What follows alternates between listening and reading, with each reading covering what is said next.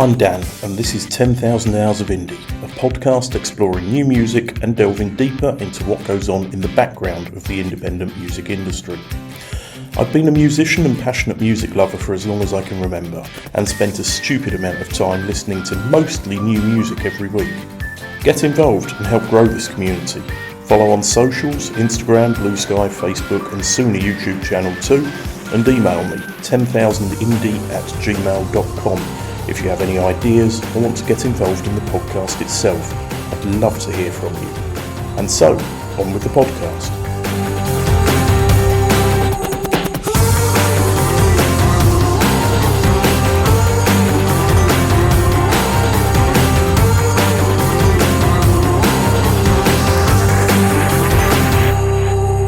Ezra are a four-piece country bluegrass-tinged folk band consisting of Jacob Jolliffe on mandolin, Max Allard on banjo, Jesse Jones on guitar, and Craig Butterfield on double bass. Mike Marshall puts it best when he is quoted as saying, "So great to hear the next generation of string wizards dive in and continue the tradition forward."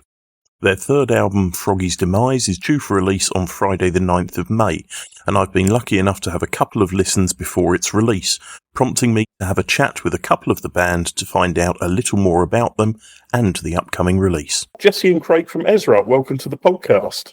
Thanks for having us. Thanks for having us. It's pretty early over where you are at the moment. It's okay. It's 7. Yeah. Okay, so that's not too early for you guys. We're early risers, I think. That's good to hear. It's 2:00 here, so not so bad for me. So, to start with, you're all from slightly different musical backgrounds. How did the band take shape? Jesse, you're probably the best place to answer this, judging from the biography on your website.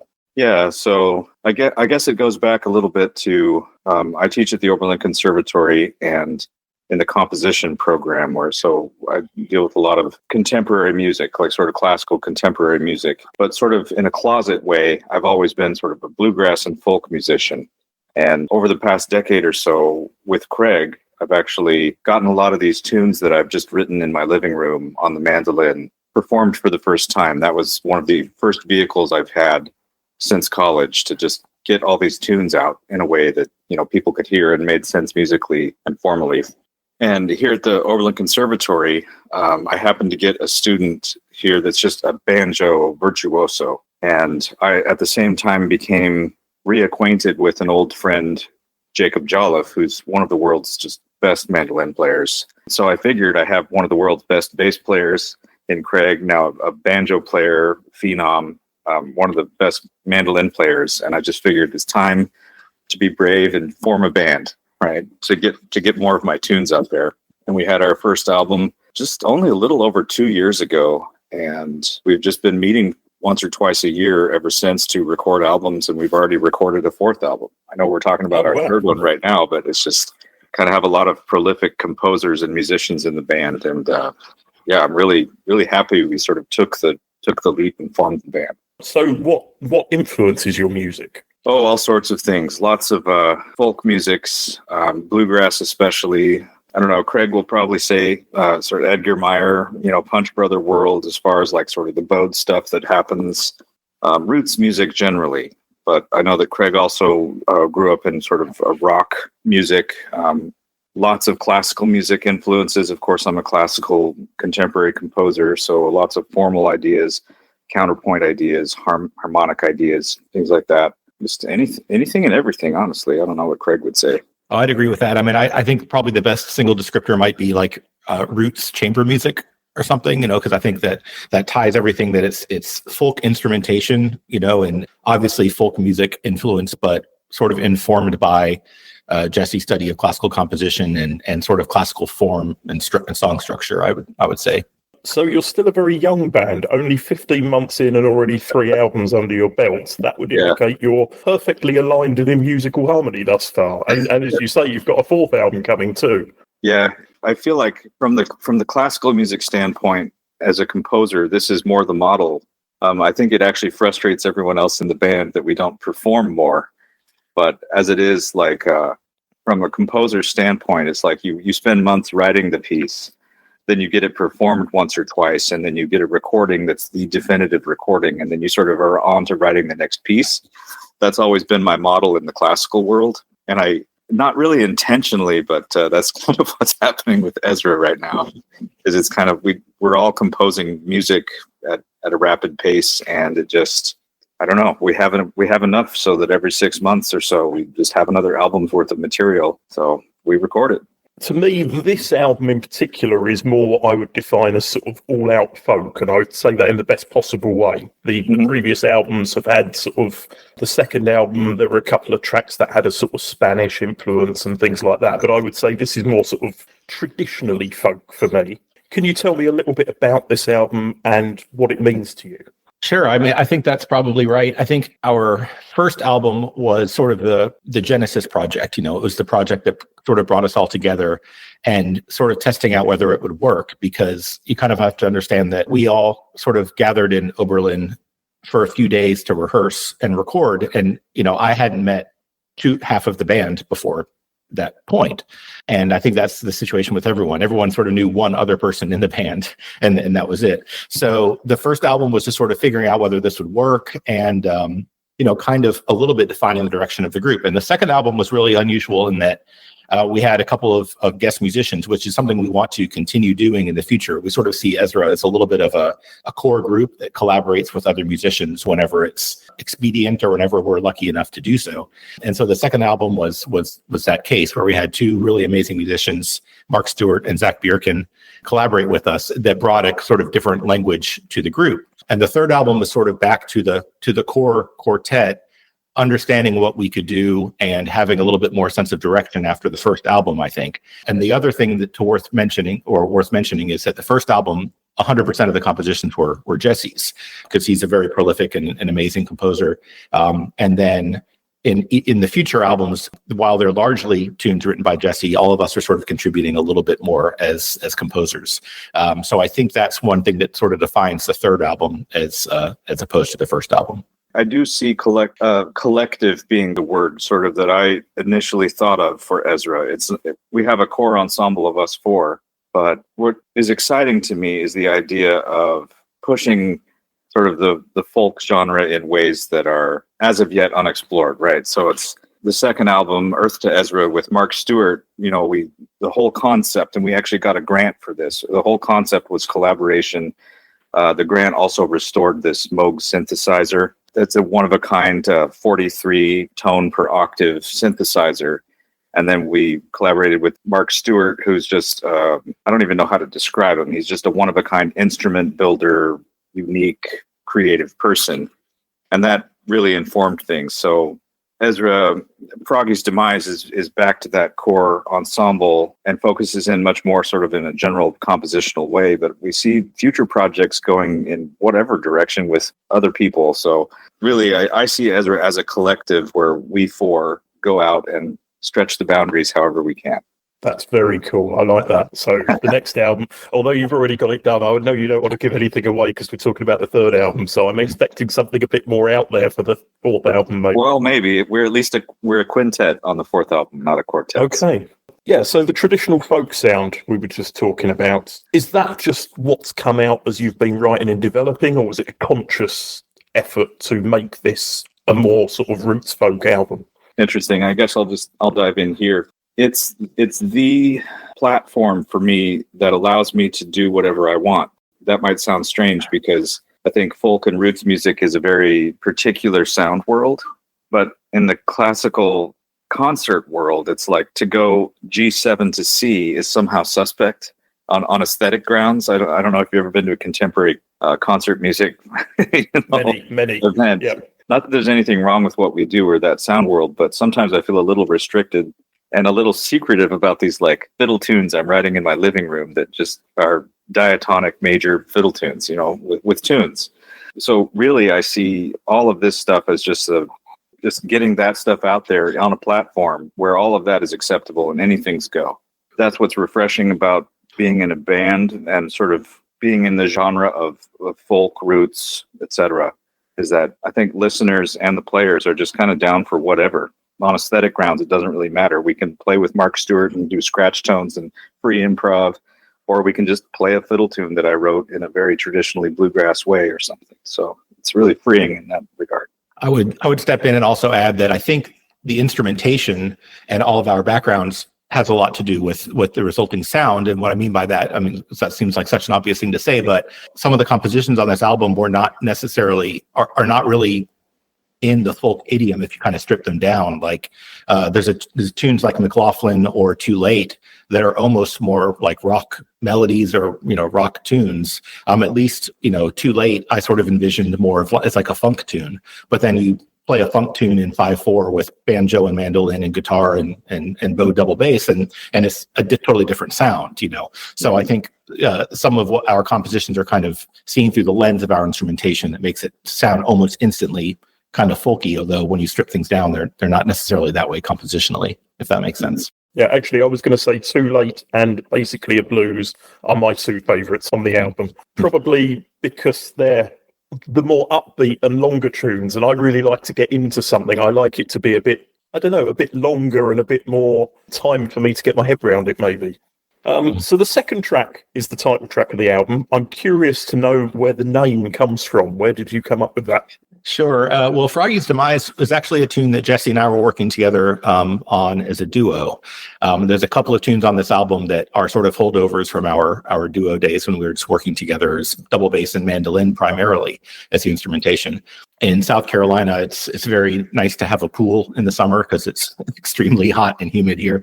And Jesse and I were rehearsing in our music room in the house. And one of the tragic parts of owning a pool is that some animals sometimes fall in the pool and don't make it out. And one of them that fell in the pool and didn't make it out was a frog. And one of my daughters brought it in and was very upset, you know, and we were, you know, lamenting that it's unfortunate this froggy had to die. And so we just started calling the tune Froggy's Demise, because we didn't have any other working title. And it was just a way to differentiate it from the other scraps of melodies we were working on, I suppose. You know, writing instrumental music, largely instrumental music, means titles are sometimes difficult to come by, you know, so you have to imbue them with any kind of meaning you can, I suppose. And that's how that song title came to be. I was going to ask about that, actually, because I'm from the sort of rock and roll world. So for me, it's easy to come up with a title because it's normally in the song somewhere, or it's part of the lyrics in some form. How does an instrumental band come up with the titles for all the songs? Oh man, it's difficult. Many times we've actually like recorded tunes before they have a name, and it's just something we have to slap on there like before it comes out. That's really, really difficult. If you've ever looked at the titles of like the Goat Rodeo sessions, Edgar Meyer, Chris Thiele, and Stuart Duncan, and Yo-Yo Ma, their titles are ridiculous. You know? And I think they must have something similar. Usually it's like we'll think of some funny phrase like Froggy's Demise is just, you know, we're sorry for the frog, but Froggy's Demise is a phrase that just made us laugh the whole time. You know, and I remember in one tune we wrote, it was, we had this riff that was kind of similar to something we'd heard. And so we ended up calling the piece Cease and Desist because we were just afraid we were going to get a cease and desist letter. You know? With instrumental music, unless there's a really particular imagery involved with the creation of it, the titles are often really difficult. Sometimes, like in the case of McLaughlin, that was a tune that was definitely, you know, sort of paying homage to John McLaughlin and Shakti. So I knew that it was going to be called McLaughlin because those are the techniques in the sound world I was after as I was writing my parts. So, I mean, sometimes they fit, but sometimes it's a struggle. Yeah. Have there been any you've come back to later and gone, oh, we should have called it that? I don't know. I think after you live with it for a little while, it sort of makes sense to us, I think. And I would say Max, our banjo player, has always contributed some really beautiful tunes to the last several albums. And I think he probably puts more thought into his titles than we do because they're always very, very apt. You know, on this album, he wrote Walden Zamkeit, which I'm probably mispronouncing, but you know, which is, I think, something about the sense of peace and awe you experience being by yourself in the woods, which is one of those wonderful, you know, German mashups of different words. And I think that's quite apt for the song. And then the other song he contributed was Sobriandando, which has to do with a canting gait of a horse, I think. And again, the song really kind of depicts that quite well. So I think he's probably far ahead of us in terms of the thought process going into the titles. But yeah, I think like Jesse said, McLaughlin was definitely meant as an homage. Maya was a It's a really beautiful tune that Jesse wrote that we named after Zach, who's a good friend of ours and collaborator with Ezra. As his daughter is named Maya. Too Late was, I wrote this tune and I just kept hearing lyrics in the chorus. I guess I write more like poppy type tunes that I try to have a hook or a chorus like a pop tune would. And I just kept hearing the words too late, even though there's no one saying too late. At least it made sense to me, I think. And then basically a blues was a funny title because, Jesse could probably explain this better, but, Jesse basically took a standard blues form, which is a form that all musicians know, basic 12-bar form and sort of stock expected changes. And he literally flipped it upside down. So all the dominant chords became half diminished chords. And instead of going to the 4 chord, it goes to the 5 chord because it's flipped upside down. And so, he kind of brings this thing in, and Jake kind of looked at it and said, oh, so it's basically a blues, kind of like cutting through all of the difficulty, I suppose, and reducing it down to its form. And so that song title stuck. Golden Hill was another song of Jesse's that he wrote that we worked out together while we were staying at Tanglewood in the Northeast. And the road that we were on, I believe, was Golden Hill Road, this little cabin overlooking this lake. And it was this beautiful, we were just looking at the sun dancing through the trees. And we thought it just seemed like a really apt title for Golden Hill. And I have no idea where Hannigan's Hollow came from. Hannigan's Hollow is just, I don't remember where it came from either. I just remember writing it down because it seemed like a really smoky bluegrass tune, even though it never turned into a smoky bluegrass tune. I remember seeing a sign for it somewhere on a highway somewhere like 20 some years ago. And that's the tune that's always been associated with it. How much do you take to the guys, and how much does it develop from an original idea into a whole song? Yeah, to varying degrees. We've gone from absolutely just a sort of aural idea that we transfer by ear to fairly composed out stuff. And I'd say definitely spanning Craig and mine's relationship, it spans like 10 to 12 years now. We've composed out completely, like all the counterpoint and everything. So we played exactly like that. With Ezra, we've started to develop this thing where it's like a jazz chart, where it's just, the melody, the way that I see it, or want it played, or the way that I'm going to play it, with the chord changes. And then everything else is sort of up to us as a band. Like there's the core information. Then the rest is like, who's going to play where, who plays the melody at this time? Do we work out a harmony? Is there a counterpoint? Someone come up with a counterpoint to that. Let's only play it once the second time through, that kind of stuff. So I'd say it's kind of like a jazz chart, but we work out the sort of, musical form as a band on the fly in rehearsal. So, Jesse, you are also a luthier. Does that influence the style of music you play? That's actually kind of a tricky question. I think I'm a luthier because I want more instruments than I can afford. So I think coming from the perspective of a player, I definitely want to build myself guitars and mandolins. So on the second album, for instance, I would say that it really did, because we had a grant where I was going to build instruments that were microtonal instruments. So in that respect, definitely the music that came on that album was specifically related to my work as a luthier. But more than that, I just think I just want to make instruments because I can't afford the ones I want. So I'm always making new ones. Good answer. I would add, though, correct me if I'm wrong, Jesse, but I think on almost every track you're playing an instrument that you've built. Is that right? Yeah, I played the only time I'm not playing an instrument that I built, I think, was on a couple tracks on the first album, but everything else is on instruments I've built. Does that make you an old-fashioned woodsman? You go out to the woods, chop a tree down and start from there, or? Yeah. Excellent. So I had a look at all of your backgrounds, obviously, in research for the interview, and you're pretty spread out geographically across the US. You did mention that it's challenging to book shows and things. Do you have any shows coming up to coincide with the release of this? We don't, unfortunately. It's something that we are working towards and that we want to do. But as you mentioned, it's probably the most challenging aspect of our group, honestly. I think it's just trying to book shows, because I think when we do a recording, we can focus on that one thing and we can find ways to make that work, travel wise, financially, and those very important things. But shows are a bit more challenging for us for a variety of reasons. And one of them is that Jake Jolliffe has his own very wonderful and successful band, the Jake Jolliffe Band, and they tour constantly. In fact, they're kind of on the road, I don't know, 9 months out of the year, something like that, 8 months out of the year. So we have to work around his schedule with his band. And then Jesse and I have teaching jobs. And so we are, tied to a geographical place for a certain time of the year. So it's quite challenging and something that we really, at least speaking personally, I'd really love to get that sorted and get it worked out. That's sort of a goal of mine over the next couple of years is to, try to organize a couple of short tours here and there when we can in between all of our different schedules. But so far that's eluded us. At the rate you're going with recording, you'll have about 7 or 8 albums to play by then. Yeah, probably. Well, it's a running joke in our band that we have more albums than we have live performances. Yeah, that's also true. I think we've played 2 or 3 concerts as a band. So it's so fun. We have performed live. We love doing it, but it's just it's difficult given how famous Jake is, basically. That's pretty much it for the questions. The new album, Froggy's Demise, is released on Friday the 17th of May through, can somebody else please pronounce the record label name? Europa. Oh, right, it's that easy. Okay. Yeah. So it is almost as it's written. Yes.